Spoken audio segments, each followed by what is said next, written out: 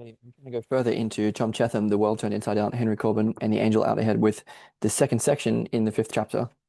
Fifth chapter, The Angel and Individuation, and second section, Disciples of Khidr. And so, yeah, this is a sort of further along the lines of comparing and contrasting Corbin and Jung. And basically what we're understanding here is the purpose of the imaginal, the idea that there are certain affordances that are opened in the development of one's relationship with the divine double, otherwise conceived of as the Socratic daimonion, Viveki's sacred second self. In Corbin, it's the term angel.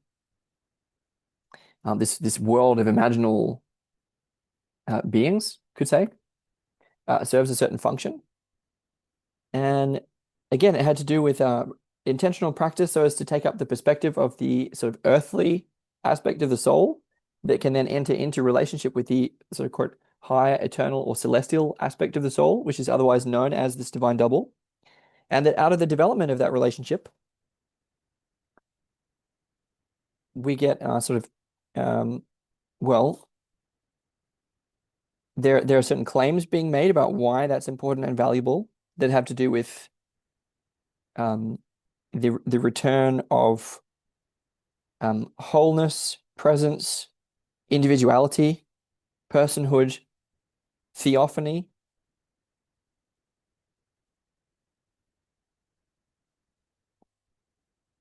It's quite a lot that's been claimed. And this is obviously through imaginal practice. And so the question for me, well, there are many questions, obviously, in all this. I think for me, I started to understand by the comparison with Jung, especially, the value of imaginal practice for its own sake. The idea that there is a key connection between work with the soul and imaginal work, and that this is integral to the process of individuation, and that this relationship between what we can understand to be the higher and lower aspects of the soul is central within that. There are, well, there are a lot of questions that come out of that. Most of them having to do with trying to verify some of the claims that are being made. And so there are all kinds of questions like, how do we practice imaginally? Is it true that we need to, how do we practice imaginally? How shouldn't we practice imaginally? There are relationships between the duality of individual and collective that are important to flag and notice. That's one of the main dualities. The other would be between sort of left and right, or in a sense, conservative and progressive, although that kind of fades into fundamentalism and nihilism or anarchy, both. And yeah, so what's important about that is that Cheetham through Corbin is sort of claiming that in order to sort of fully remember and sort of re-inhabit this relationship with the divine double, we have to readopt these medieval cosmologies, and that this is an integral component of, like, a necessary, unavoidable component of sort of stepping back out of what's regarded as the inherently nihilistic scientific cosmology or perspective. And that runs us into several huge different problems. First of all, Corbin was earlier talking about the capacity to sort of not only take different perspectives, but then take on the different cosmologies that come with those perspectives, and that there's independent to that kind of what we could call paradigm mapping or multi-perspectivalism that has to do with inhabiting different worlds. That seems to me to be a kind of pluralism that is valuable above and beyond the value of any specific cosmology. So that would require a separate argument and separate practices to help instantiate it. And then the problems are going to be that I'm not sure, well, there may be difficulties for us to rationally readopt a medieval cosmology with integrity. We may not be able to believe, for example, in a life after death. That may not be accessible to us without a lot of work. And if we were able to make that leap, there would be certain. The claim is that that's necessary and that there are certain features that go along with that readoption that we need. And that may be true, and we would need to verify whether that is in fact the case or not. So what do we gain by readopting medieval cosmologies such as those of Surawadi or Avicenna through Corbin? And then the other question being, what do we lose? What do we miss? And to me, there's a great risk of reifying the dualism of good and evil, repressing the shadow, regression back out of science, such as sacrificing the values that went along with the Enlightenment, such as liberty, the French Revolution, liberty, equality, fraternity. So there ends up being a great emphasis on hierarchy, which can result in all the problems that we see associated with fundamentalism. It can do. And so, but there's equal questions that, because look, I mean, those set of problems go along with what's the risk there is the risks of totalitarianism, risks towards unity, risks towards monotheism. That there is in fact one God, and that he appears through all these different means, and there's profound value to that, and also a profound risk. The value seems to be Corbin's idea that, quote, Shiite spiritual chivalry could be able to unite the followers of the three Abrahamic religions, quote, in a single diversely determined purpose. Anyway, I'll sort of leave that there. That's sort of the risks that might come from a kind of pre-trans fallacy-esque kind of regression into a medieval cosmology. And we sort of may end up with the worst of both worlds. We may not be able to sort of fully believe in that, but we may nevertheless sort of take up the ideological fervor. And so the other kinds of risks, are that we don't recognize the importance of sort of re-ensouling cosmology just as much as life. So we can take on a certain identity, but we don't inhabit a different world, and we sort of remain stuck in one world. That's definitely a risk and a problem. There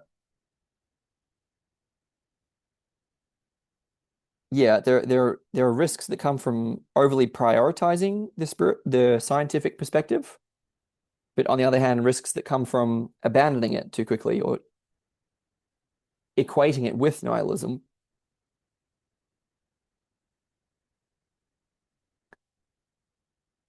So I think I have to try and steer us through this, or at least myself, and to me, the part of the reality here is the sociological changes that are going on. I think through, as an example, with Jordan Hall's Civium project, but with many people are coming to this awareness that sort of back to the local tribal scale is the future. And I think whatever we practice, imaginally and otherwise, has to be integrated into community. And so I think one of the most important trade-offs that we can hopefully turn into a positive feedback or reciprocal opening is between individual and collective that I already named. And that's not exactly being foregrounded here.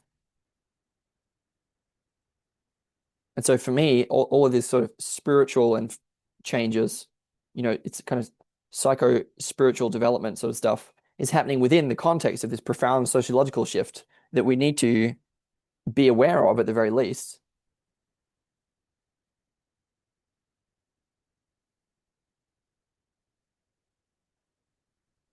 Other reorientations. Well, yeah, we're not going to be able to easily step out of the scientific worldview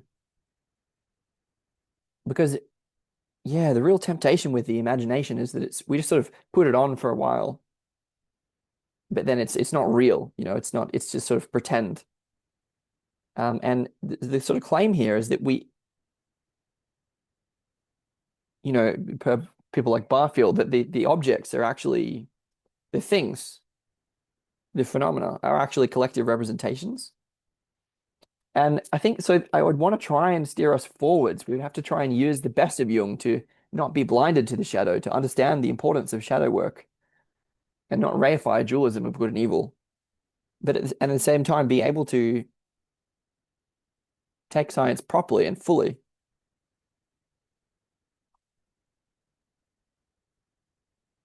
and work with our limitations and be able to be honest about what we conceive reality to be. Because unless we can work with that, unless we can start at the bottom of the cave, so to speak, we're not going to be able to get out of the cave.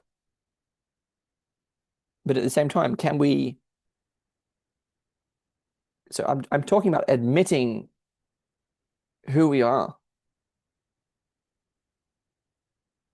because there's no way around that. We can't. There's no way to pretend our way out of who we are. And so the risks that come, oh, sorry, it's not about risk now. It's what I'm saying is from the sort of reality or the foundation of knowing who we are as moderns, can we reintegrate some of what is being suggested here? It has to do with gnosis, spiritual development, individuation, aspirational development, and imaginal practice. Yeah, and I think once it becomes practical and like in a real world context with real modern people, then I think we start to realize and encounter what are going to be the real problems. Challenges like spiritual narcissism, spiritual bypassing, um, a general sort of lack of devotion, commitment, and bondage on the one hand, but yeah, on the other hand, also this fundamentalism and tribalism. Anyway, so that's the sort of way of framing all this up, and I'm now going to dive headlong back in with Cheetham and Corbin, and I don't know what we're going to find. We'll have to see what relevance it has.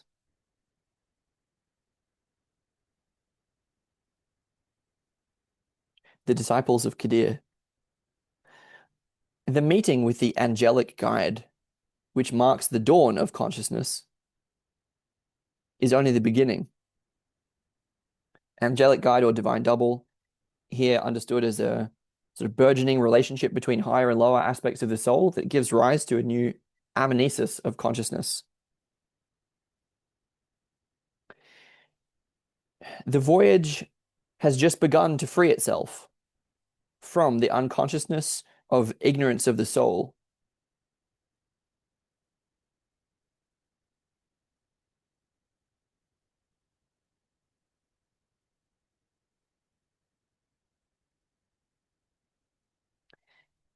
Quote, and this is from Corbin, it must pass through the darkness.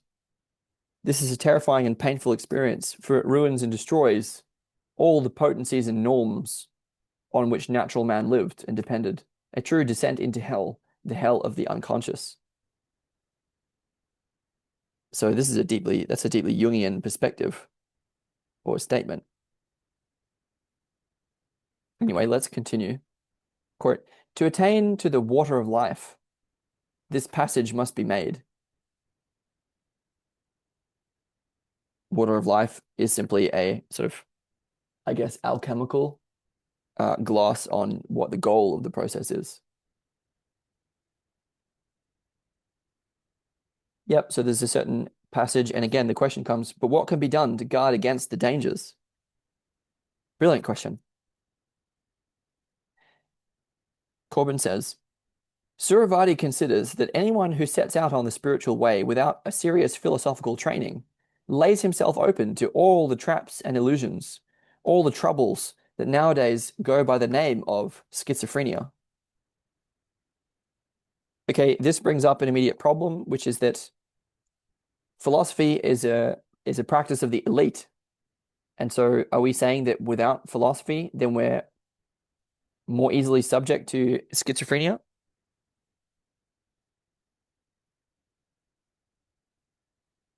If if we're to avoid an elitism, if this is to be shareable, if this is to be democratizable, then we have to find ways of training people that do not require philosophical aptitude, period. And so that's going to be the great risk here is that philosophy can help, but I would say that philosophy exposes us to other kinds of risks, quite frankly. It doesn't necessarily defend against schizophrenia as has been claimed.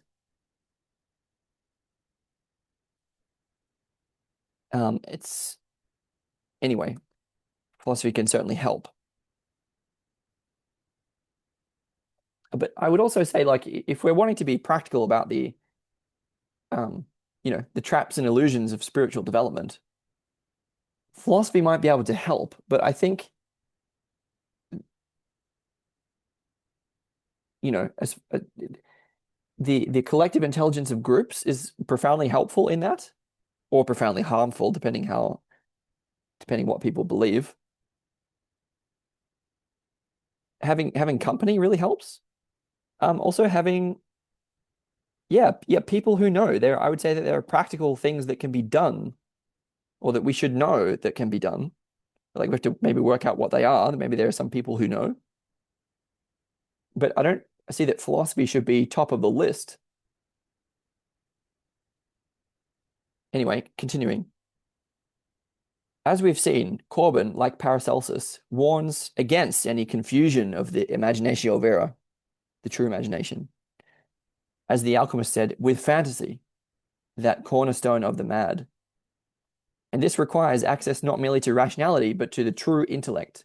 Okay, so we need irrationality at the same time. We need to be able to embody and inhabit the distinction between imaginal work and fantasy. So it has to be able to take us closer to reality, and that's going to be a very strong um, standard to apply to ourselves. It is therefore necessary to distinguish between the two different facets of the imaginative faculty. Okay, now we have the idea that there are different facets to imagination. Let's try to explore what those are and how that might help us through Corbin. Again, a rather long quote, which reads, quote, Our visionary theosophers are no less aware than we are of the perils of the imaginary.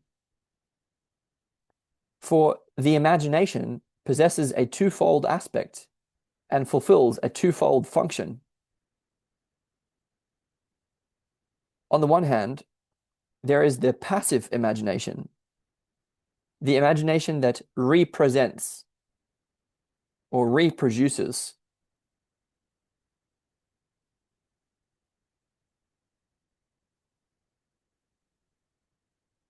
I would identify that with a yin quality. Represents or reproduces. As such, the imagination is quite simply the storehouse that garners all the images perceived by the sensorium.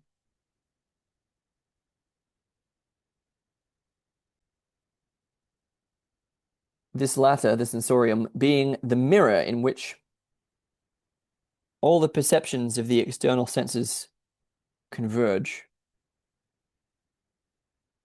Okay, so here Corbin is trying to, in a sense, define or show the passive faculty of the imagination. Sorry, the passive facet of the imagination. And so this passive imagination is connected with certain qualities that he named, such as that represents or that reproduces. It has this kind of quality. It's a storehouse. It garners or gathers, collects all the images perceived by the sensorium. So I would connect this with memory, with its kind of receptivity, storehouse, right? It's like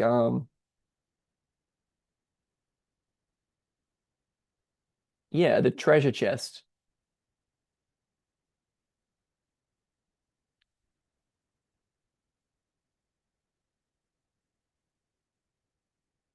Okay, and we're try to define this in contrast to the active imagination. I believe earlier that if I'm understanding rightly, the sort of passive and active were also identified with these aspects of the soul that we've been speaking of, namely the sort of human or earthly aspect of the soul would be connected with the passive here, and in a sense, the feminine or the yin. And I believe earlier that this was in 2 videos ago, that the active imagination is sort of identified with the divine double or the angel. And here they're conceived of as facets of the imagination, which is not quite the same. Anyway, so what does he talk about as active imagination? Quote, this active imagination is caught between two fires. It can submit docilely to the injunctions of the estimatory faculty, in which case it is the rational animal that assesses things in a way related to that of animals. The rational animal can, and in fact does, fall prey to all the deliriums and monstrous inventions of the imaginary, obstinately rejecting the judgment of the intellect.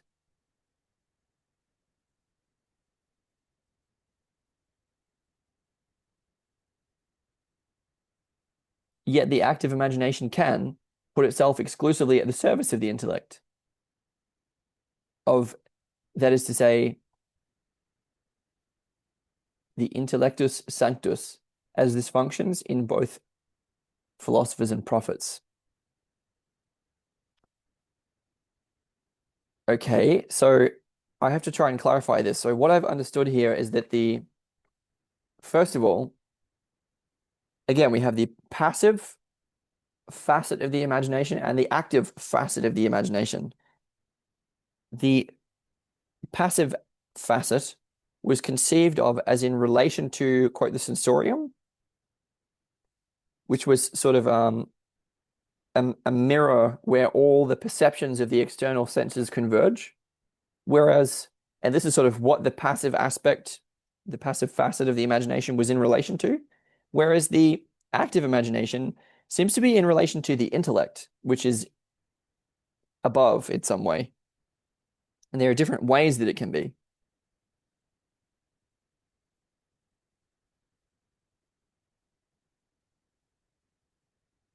It can be, yeah, so the active intellect can sort of be more like the rational animal, which is, quote, to sort of fall prey to the deliriums and monstrous inventions of the imaginary. Otherwise, it can put itself at the service of the intellect.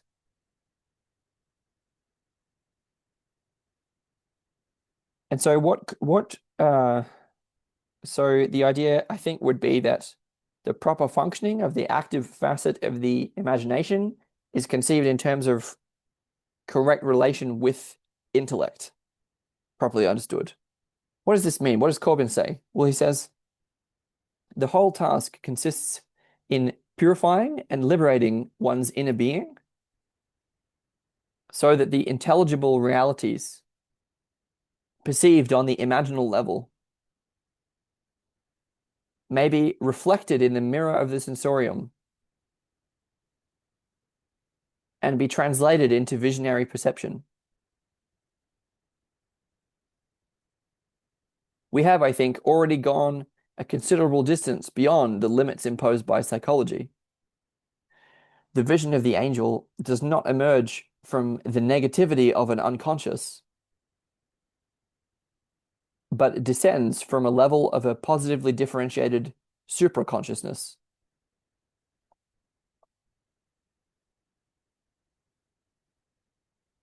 Okay, well, gosh.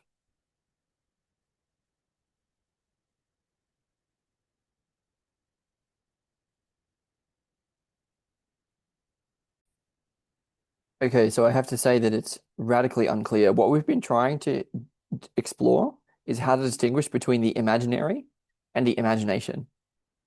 And it had to do with the passive and active faculties of the imagination, and their proper relationship to, quote, the intellect, which is conceived of as sort of the intellectus sanctus, the holy intellect, as it functions both for philosophers and prophets. I think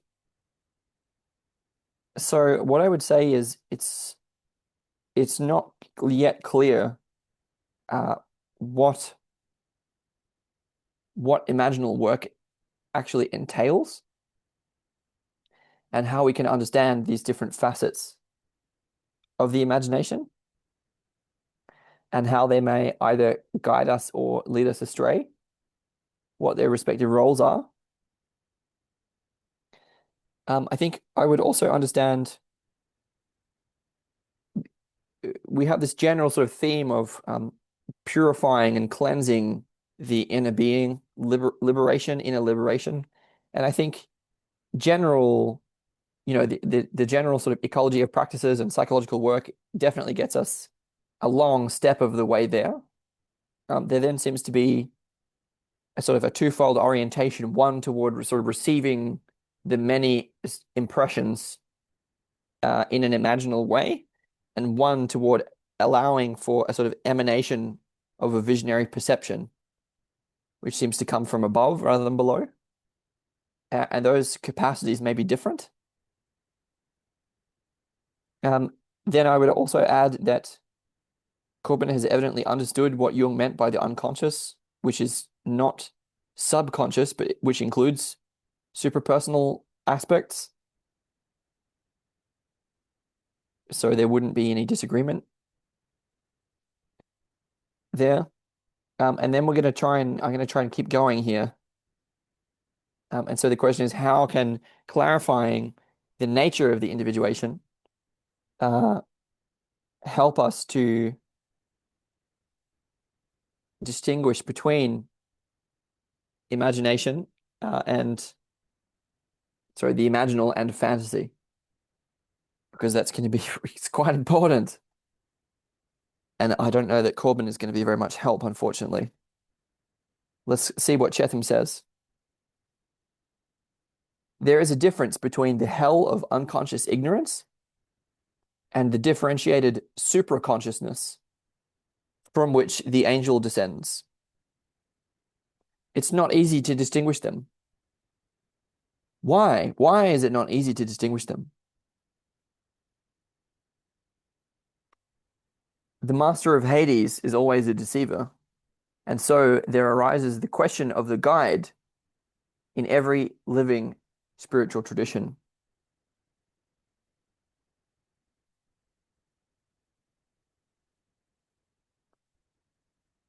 This is very true.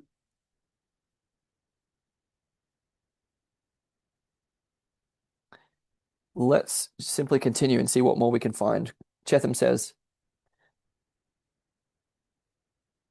for the task of liberation and purification, Corbin provides little in the way of explicit, concrete methodological guidance. He is wary of any answer that is general, collective, or dogmatic.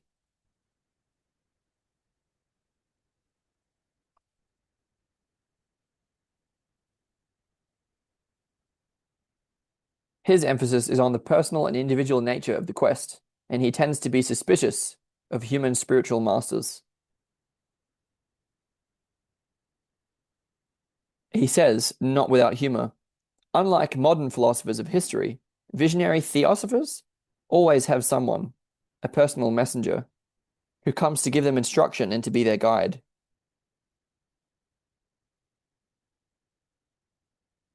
Always. Okay, so I think, yeah, if we're to understand that sort of preparation for imaginal work involves orientation toward qualities like liberation and purification, we want to, I think, obviously we're trying to avoid a purity code.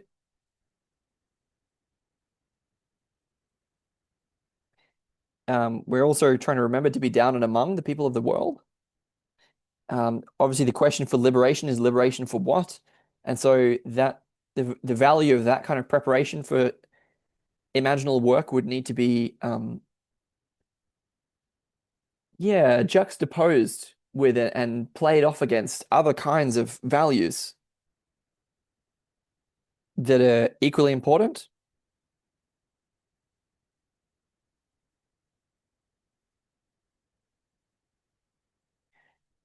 Again, I would sort of say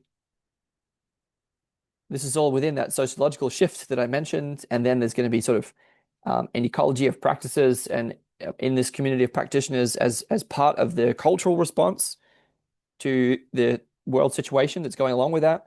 And we've understood imaginal practice as one component of that ecology, which is already something quite specific. And then if we're to understand the values of liberation and purification to go along with that imaginal work, well, there are going to be many other competing values that we would need to try to balance, or you could say virtues.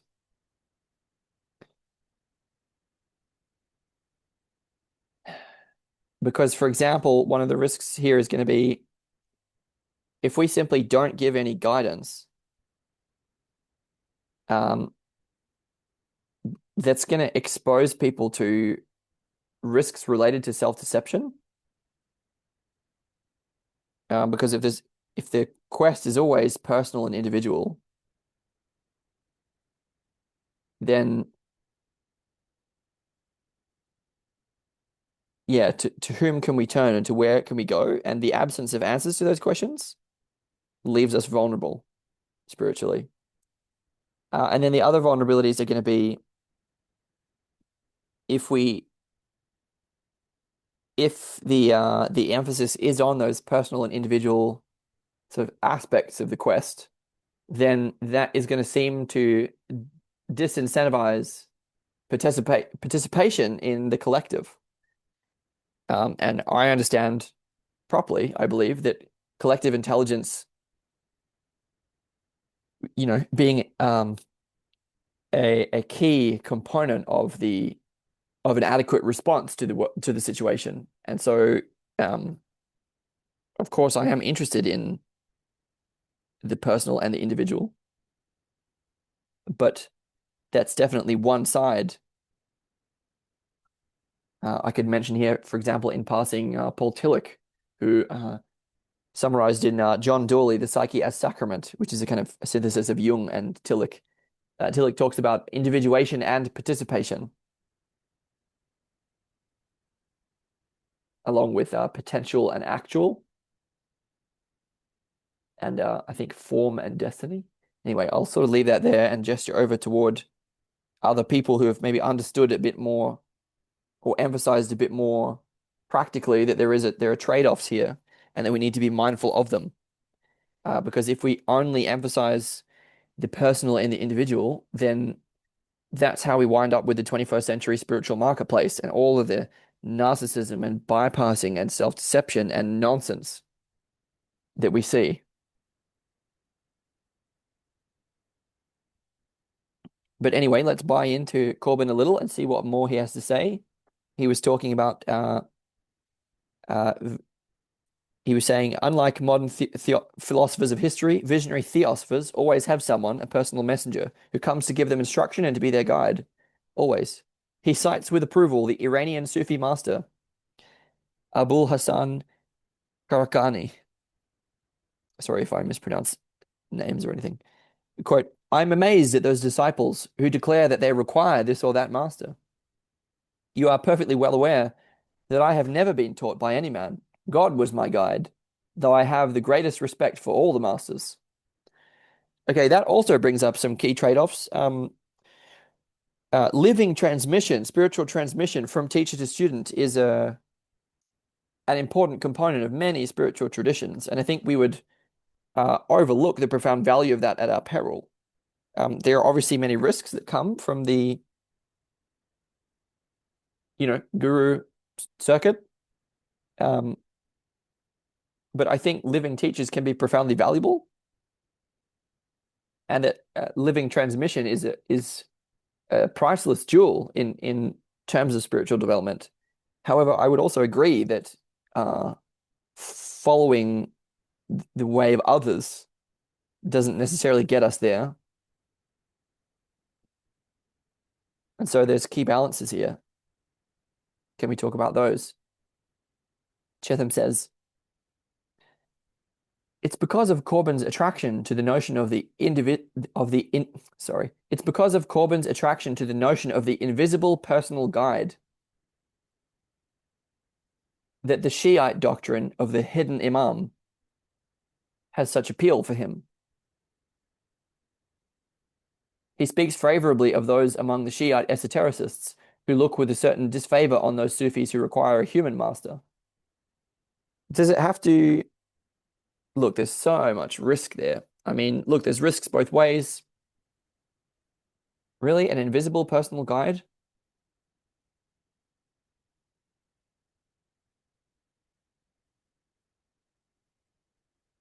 I mean, this is like, it reminds me of the concept of the imaginary friend.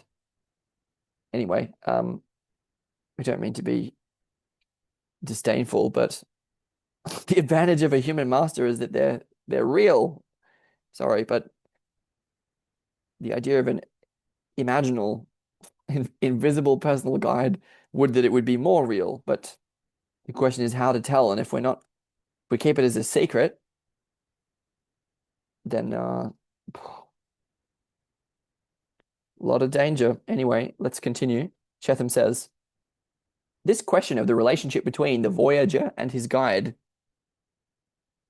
is of the first importance, practically speaking, and is perhaps the central question of method in the spiritual sciences.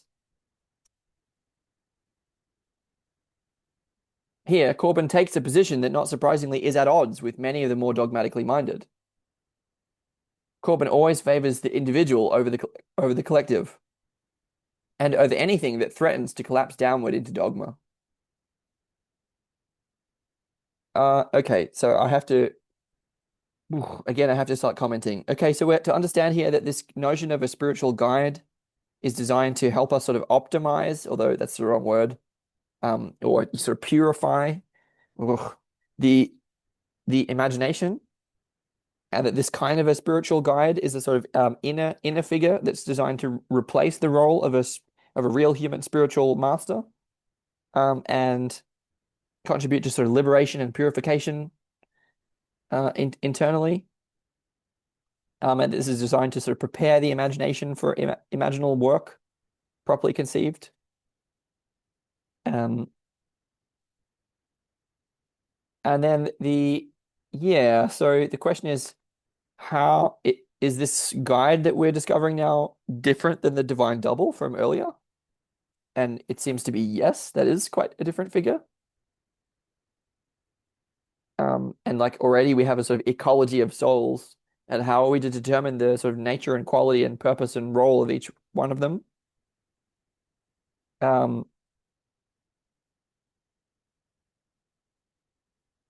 I might conceive of this as a kind of extension of parts work.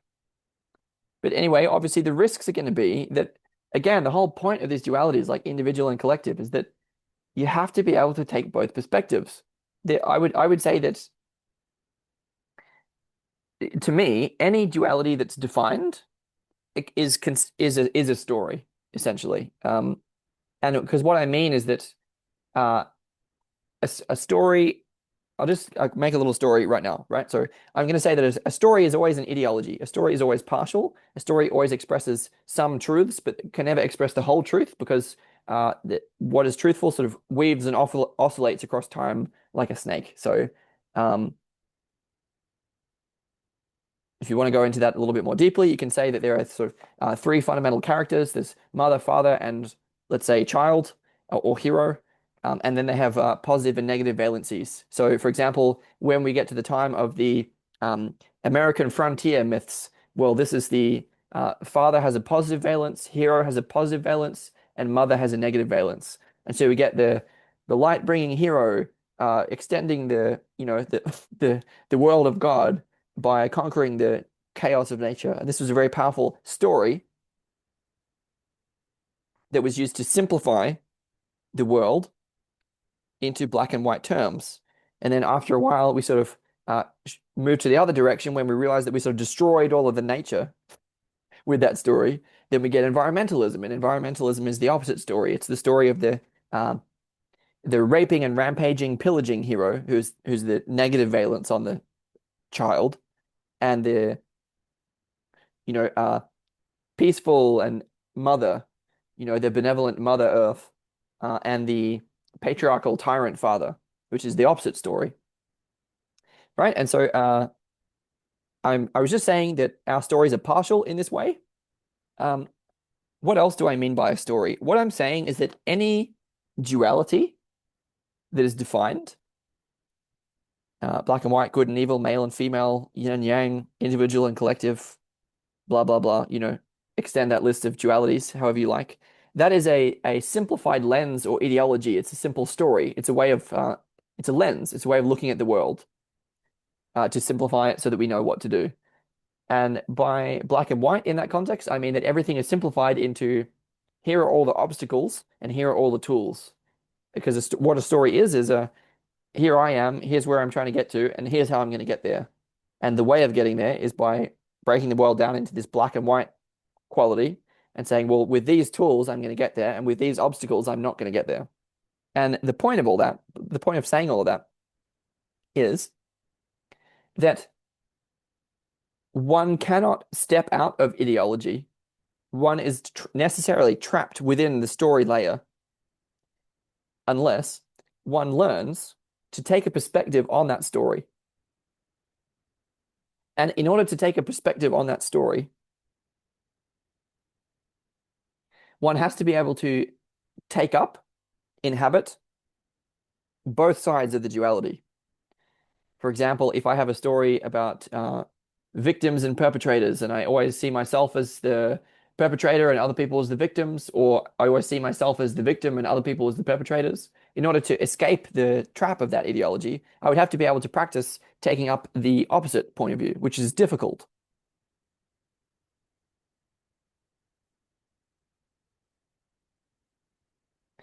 And then I would say, if one can practice that, if one can see the benefit of that, because we unlock the capacity to see the world through different lenses rather than just one, and so become less ideological.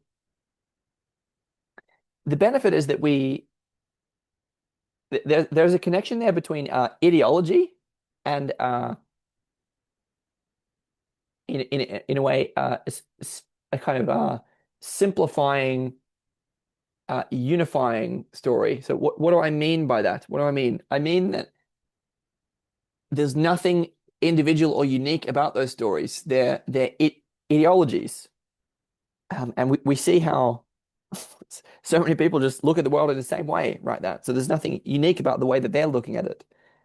So the whole point of what I was saying about this work with stories, to take perspectives on both sides, is that we can step out of that story. Where do we step? Well, we step into ourselves. We open up the capacity to take a perspective progressively by doing that with different dualities. We can step into our own soul. We can step into our own individuality, our own uniqueness.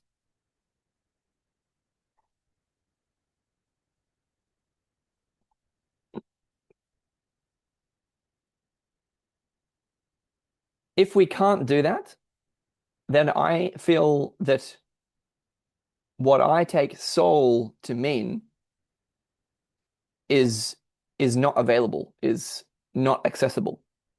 So I feel that if we look, and I really mean any duality that's defined, any duality.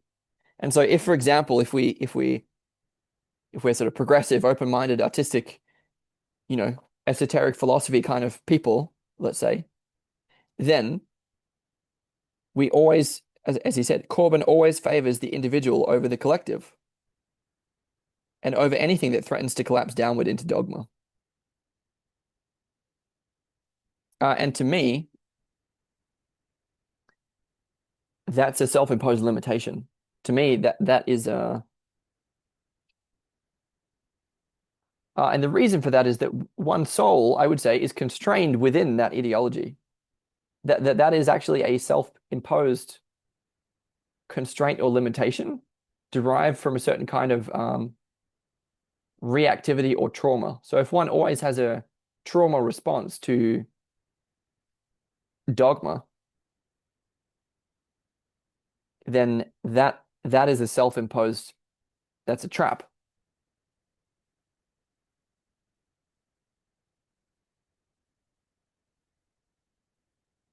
Very tricky here. And that can obviously work the other way as well. If we appreciate only the I'm saying that look, I want to I want to sort of debride collective and dogma. Dogmatic does not necessarily mean collective. The individual can be just as dogmatic. Believe me. And so what I would want to practice here is that, look, I mean, being in a collective can be extremely liberating because we get drawn out of our dogma. We get opened into the reality of other people.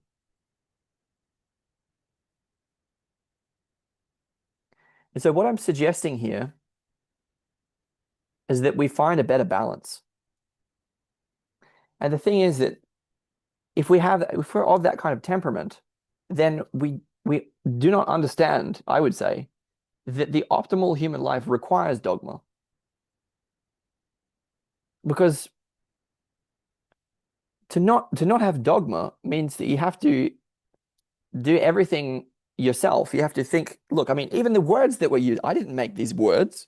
I didn't make these headphones or this computer or these glasses, you know? And so like dogma is everywhere. What else do I mean by this? I'm saying that dogma is a constitutive element of life and that we can't just opt out of it. And to the degree that we sort of try to escape it, we impose, ironically, terribly ironically, constraints upon ourselves.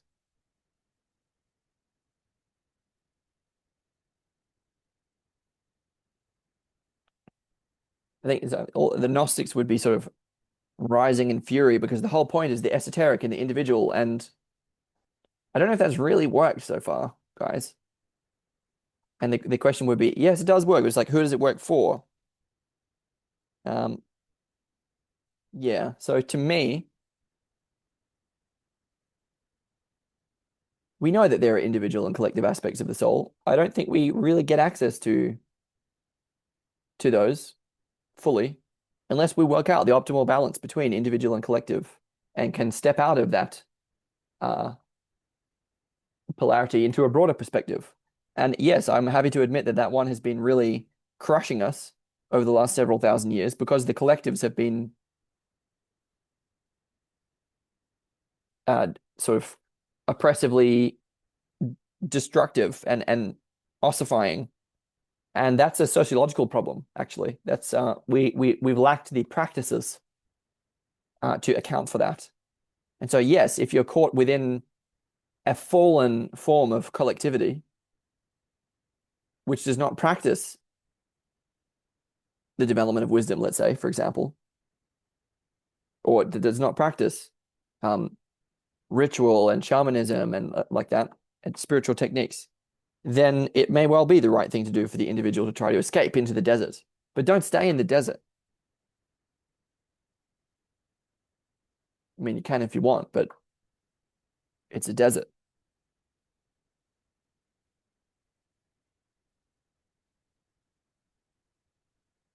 A real world changer would identify the problem with the city, you know, and create a better one.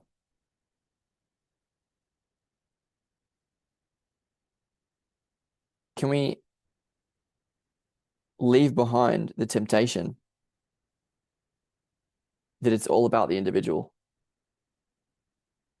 I'm gonna be so careful because I know that I realize that the essence of the Western tradition is the divinity of the individual. I'm saying both. Yes to that, but unless we can do that at the same time as living as the collective, then we're losing something of inestimable value and actually cutting ourselves off from our own individuality. So what I'm looking for is a positive feedback loop, reciprocal opening, opponent processing dynamic between individual and collective, rather than what we see here in Corbin still, which is flash and reciprocal narrowing, which looks like being stuck. I will need to continue now. Okay. I'll read the paragraph again. This question of the relationship between the voyager and his guide is of the first importance, practically speaking, and is perhaps the central question of method in the spiritual sciences. Here, Corbin takes a position that, not surprisingly, is at odds with many of the more dogmatically minded. Corbin always favors the individual over the collective and over anything that threatens to collapse downward into dogma. So to me, that itself is an expression of dogma, and the collective and dogma are unquestioningly identified, which is a mistake.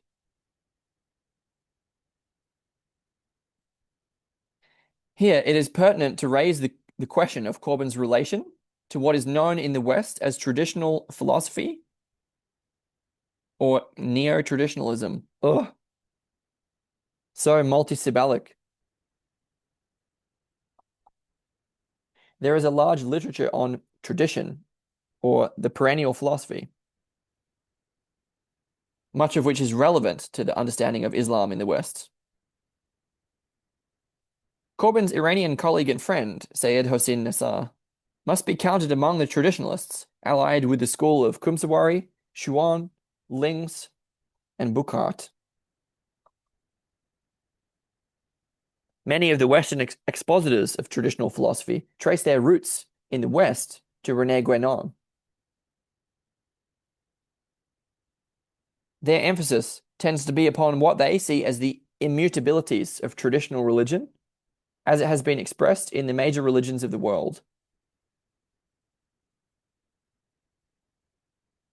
as well as on what Schuon has called the transcendent unity of religions.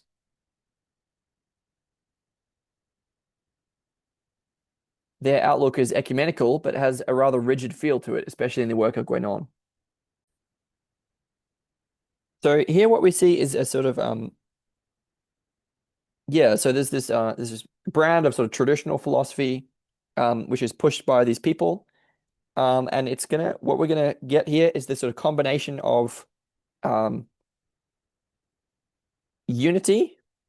Sorry, it's a collectivization toward unity. And it's about the monotheistic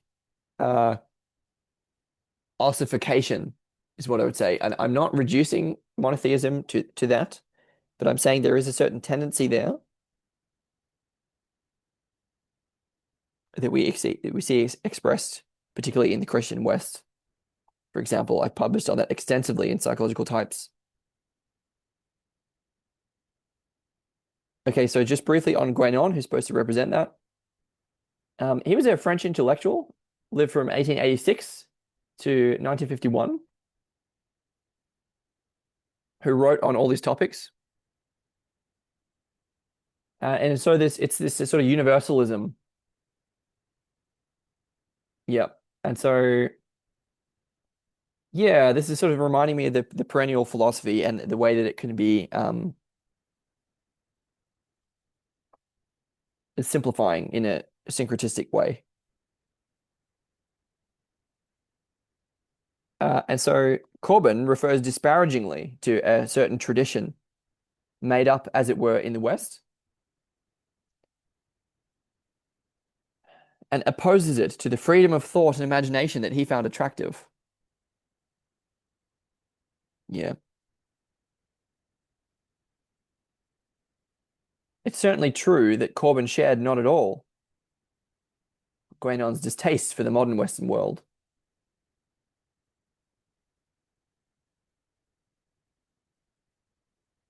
Okay, so we get a quote here from Kathleen Rain, who commented on their differences, and we're hoping that this will bring out more of the contrast.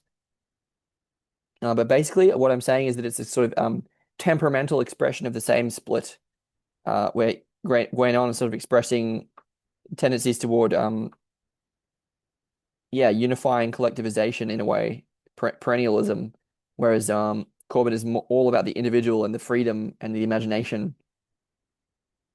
And this is, I would regard as a unresolved conflict.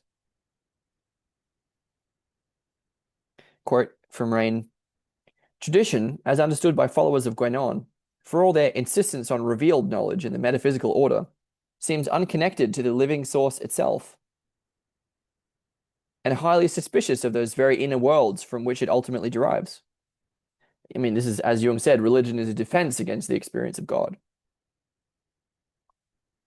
That inner world, both Blake and Jung affirm, and both that inner world, both Blake and Jung affirm, and both appreciated the value of the alchemical symbolism and the alchemical work of self-transformation.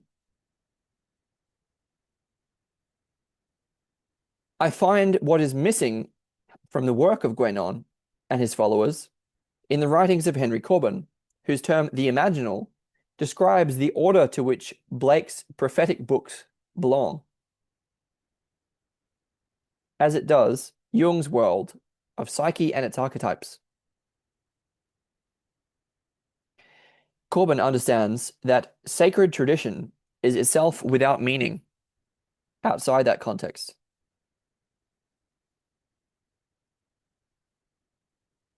Corbin thus harmonizes what one might call the Protestant vision of Blake and Jung, their insistence on discovering the truth within the human breast, and the recognition of a tradition of sacred knowledge embodied in every civilization and all mythologies. Okay, so well, this is the positive version of it that yes, along with all of these people, would certainly seek to defend. That's gnosis, and we've been missing it. But we have to get there together, which is hard it's hard for us to imagine that.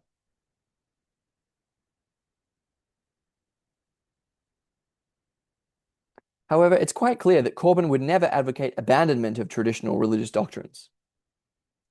He is too aware of the dangers of the darkness and of the necessity for the exoteric formulation of esoteric truths. The inner guide is a goal to be sought, but not by falling into the formless. Guidance and initiation are required in some form.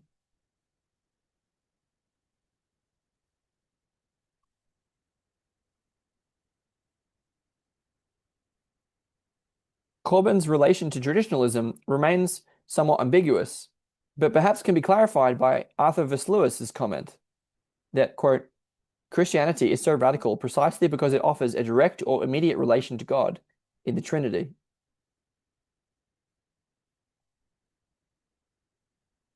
This is particularly true of the German Protestant tradition to which Corbin was so attracted.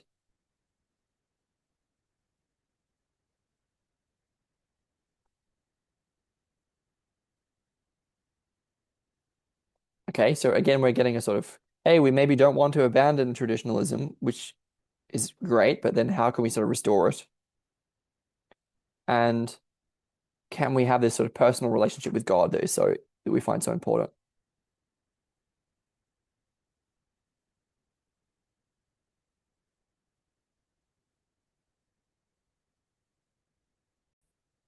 So I'm just going to go over the page and I'll stop because this has already been quite a lot. So, okay, so Cheetham continues. It will be helpful to provide an account of the meaning of initiation and the status of the guide in the esoteric traditions of Islam, both Sunni and Shiite, in order to help place Corbin's discussion in an Islamic context. In the Islamic view, all genuine religions have their origins in revelation. I would certainly share that view. It may be the primordial revelation of nature itself, or it may come through a prophet sent to carry a divine message. Though many may be satisfied with the outer form of the religion, the Sharia, it is the deepest purpose of human existence to journey from the outward to the inward, and so return creation to its origin. This requires a spiritual path, a tariqah. In order to penetrate to the inner meaning of revelation, the seeker must first of all conform to the outer requirements of the particular religion in question, but in addition must have access to the grace, barakah, that has its source in that revelation. In Islam, the source of that grace is Muhammad. In order for that grace to effect the transmutation of the soul, which is the essence of esoteric birth, several things are necessary. An initiation is required that attaches the disciple to a master, who must in turn be connected with the prophet by means of an initiatic chain of transmission. The master will by definition have command of a method for training the soul.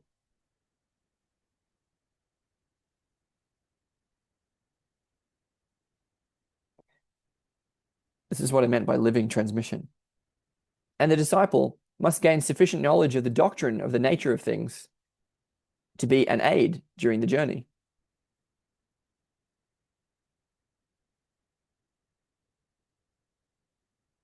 Both the Sunnis and Shiites recognize Ali as the first recipient of the esoteric meaning of revelation.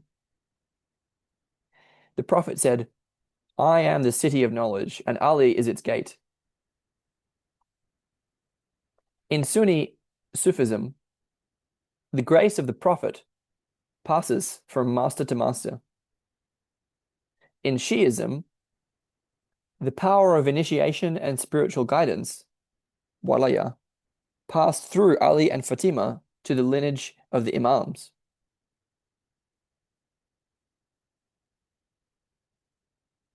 Again, quote, in Sunni Sufism, the grace of the Prophet passes from master to master. In Shiism, the power of initiation and spiritual guidance passed through Ali and Fatima to the lineage of the Imams.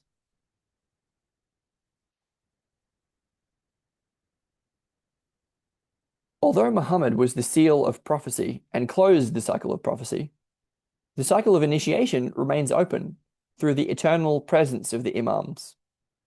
It is the function of the Imams to protect and bear the esoteric meaning of revelation, and through their own presence to make possible the continued presence of the Muhammadan grace in the world. Muhammadan grace in the world. Okay? For the Shiites, the question is to seek the encounter with the figure of the hidden Imam as the inner spiritual guide, who may appear to each disciple as the individualized Imam of the soul. It may happen in rare cases that the seeker can find this inner personal guide in a wholly inward way. In rare cases. But for the majority of disciples, a master in earthly form is required. It is dangerous to experiment with the development of the soul. Lacking a living connection to a tradition, to an established path, The isolated soul is easily lost in a wilderness of dangers. The stakes could not be higher. The question is, to whom do we entrust our souls? To the church? To the master? To the imam? Certainly not to the ego. But when the ego falls apart, who will provide the vessel in which transformation can occur? In the modern West, it increasingly has become the role of the psychoanalyst. For Freudians, this is a secular figure. For some Jungians, a quasi-religious initiator.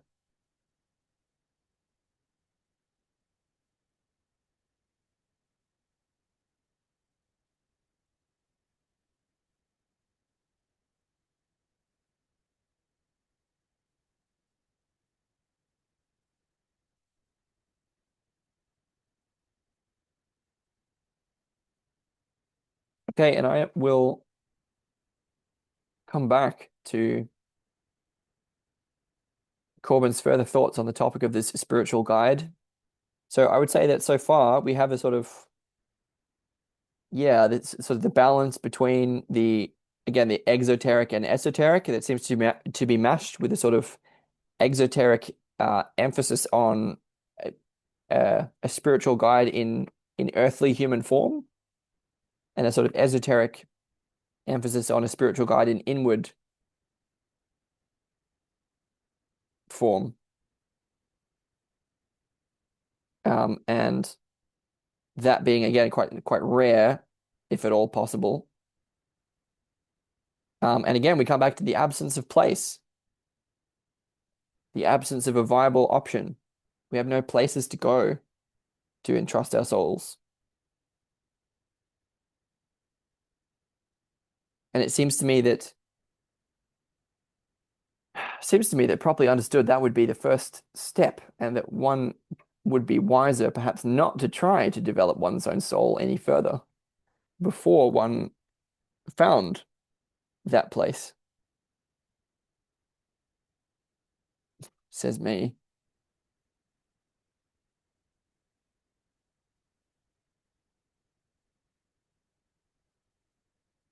Well, I think the balance is roughly clear. And again, the emphasis is on that we have this huge sociological shift going on increasingly, and not yet really anywhere to go. And that's a profound, I mean, no wonder we have a meaning crisis.